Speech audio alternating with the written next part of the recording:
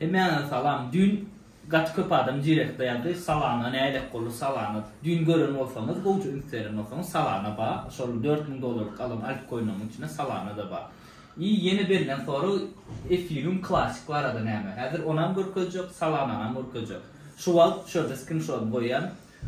Alın $4,000'ımız şu an $4,300 screenshot'ta dolu zaten vardır. Şunku galan bakalım. Şun düştü iyi gallı. Şu an 4,300. Arasında $330, $300 peydamız var. Şimdi Salana vardı aydamızda. Salana ben vapşe $25'dan aldım. Şu an bakası $42. 42 yarım. Maksimum galanını 261'e etti. $260'da.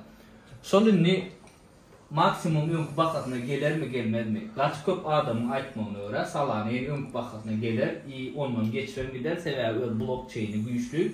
Şunun için şu önkü da hatsaya bu biz $260'a yeterdik. Arkayın aydık bilyat. Arkayın aydık bilyat diyemde 100% berde daha çok bilyatın doğru. Şimdi önkü bakasına kalaya neldeyine şurada arkayın bize 3-4x beriyor. Önkü bakasına kalayına. Belki haf yukarı kalıp gitmeye bakmalı. 10x'e kalmaya bakmalı. Ol hem zat Bitcoin'e bağlı. Bitcoin kalıp başlasa kalana güydünden gidiyor. Şimdi Ethereum klasik aradaydı.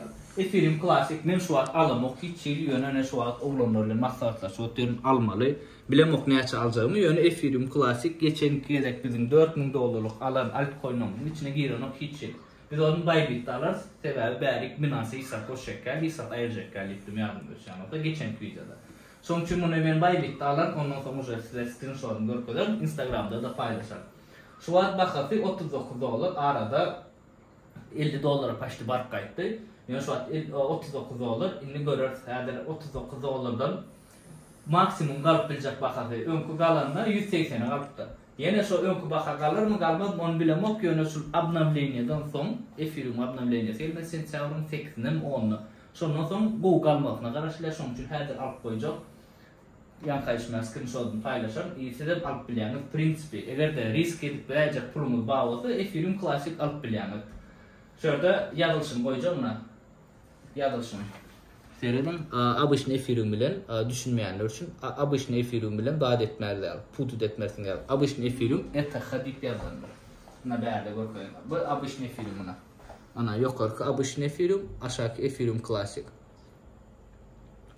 Şimdi Salana vardı ayttık, Ethereum vardı ayttık. Salana vardı sorulanlar için. Salana ba dünkü dağıttık olca seyredim.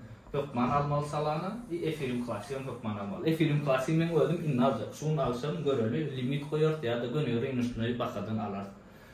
Kim kriptovaluta başlamak isteyen olsa Ingo birja aşağıda silkalarını koyacak. Ingo birjalara Bybit, Binance ikisine de men silkamdan geçene 10% skipka komisyonu ondan da şaram koyun başlar pulumu da uğrar depozitinize pul veriyor. Ne çok pul sağlanırsa şonça çok pul verenler Bybit, Binance'dan sonra. Karşı bollar başka aytmaya da yok. Canı sağ olsun iyi akıllıca targava dedin. Fikirlerin başta almak kanıt ve risk edilecek pulumu da başlan.